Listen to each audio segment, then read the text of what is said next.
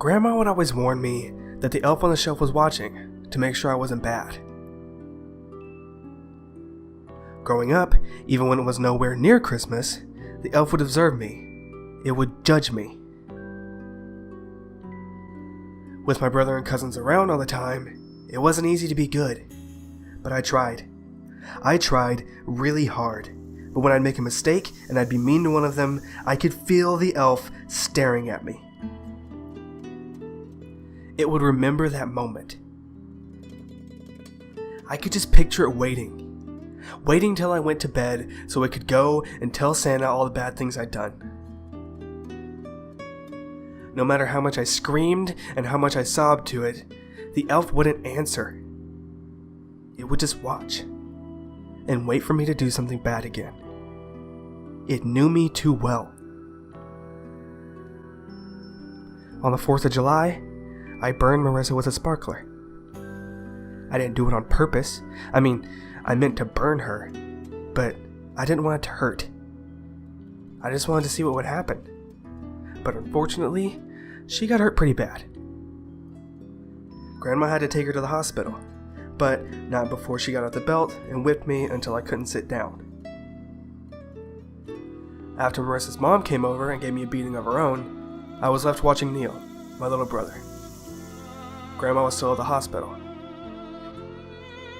Neil watched TV while I tried to walk off the pain from the beatings. Before Dad died, that's what he'd tell me to do.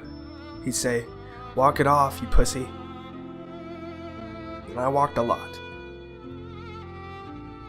When I got to the living room, the elf was watching me. I knew. Its wooden mouth was open, almost like it was screaming accusations. "You're a bad kid. No one likes you. Santa thinks you're terrible. You'll be a bad man when you grow up."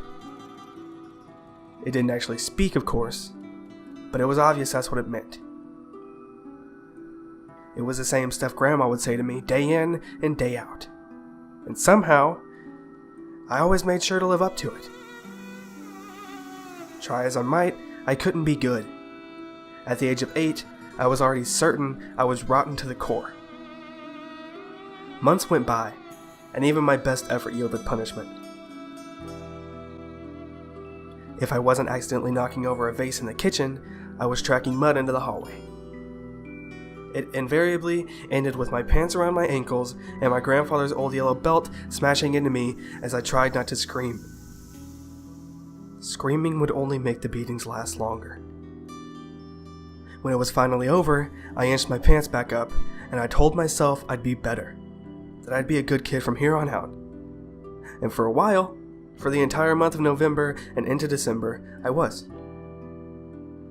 Grandma, Neil, and I went to get our Christmas tree on December 4th.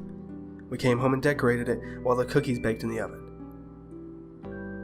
I remember Grandma lifting me with her strong, solid arms so I could put the star on top. The star had been her daughter's, my mother's. It was one of the only things left that belonged to her.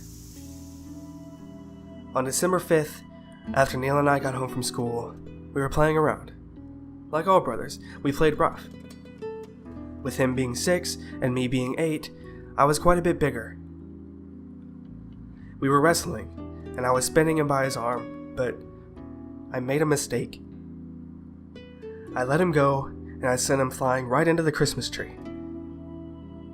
It fell onto the hardwood floor, ornaments broke, lights went out.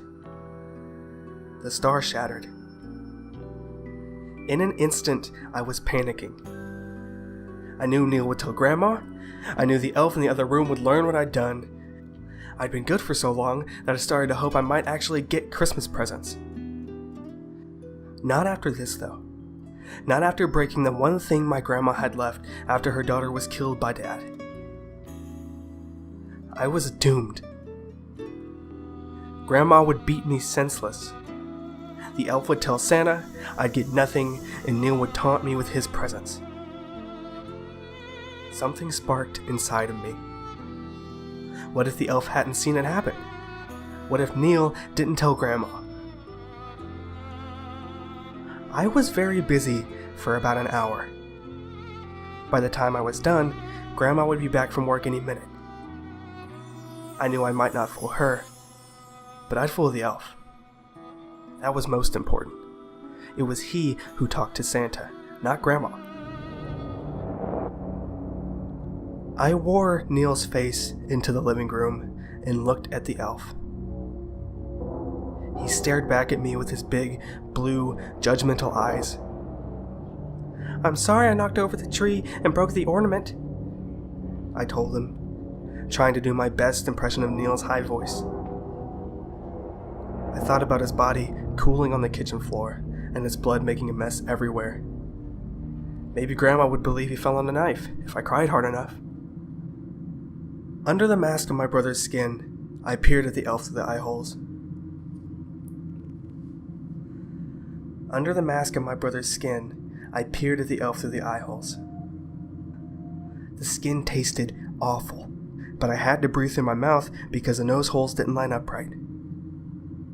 I wondered if the elf believed me. "I'm sorry, elf," I squeaked again. I heard the garage door rising and a car pulling inside. Grandma was home. I felt a new rush of panic. I glared through the cold mask at the arbiter of my Christmas fortune. The door connecting the garage to the kitchen opened, and I heard my grandma's shrill, hysteric shriek.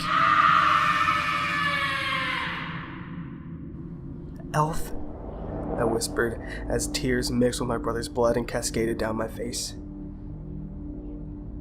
The elf turned its head 360 degrees, and its mouth opened and closed. When it faced me again, it spoke. "You've been very bad, Neil." I fell to my knees in fervid, incomprehensible relief. Some part of me still heard my grandma screaming, somehow even louder when she came into the room and saw me. Again, the elf spoke. "You've been terrible, Neil." Grandma whirled around and looked at the elf, but then shook her head back and forth like she was trying to get something out of it. I stood up. Not wanting to ruin the illusion for the elf, I held the mask to my face until I left the room and sat down in the kitchen. I piled the skin back on Neil's head and told Grandma he fell, but she didn't answer. It didn't matter, though.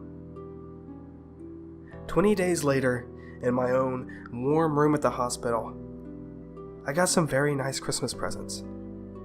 The doctors and nurses were so kind and gentle with me. One even hugged me after I'd opened my gifts. The gifts weren't exactly what I'd hoped for, but they were better than nothing. So much better. I giggled to myself as we hugged. When the nurse asked me what I was laughing at, I lied and told her that I remembered a funny joke or something. She smiled, and I was surprised to see a tear run down her cheek. I didn't think much of it, though. All that mattered was that I won. I'd finally fooled the elf on the shelf.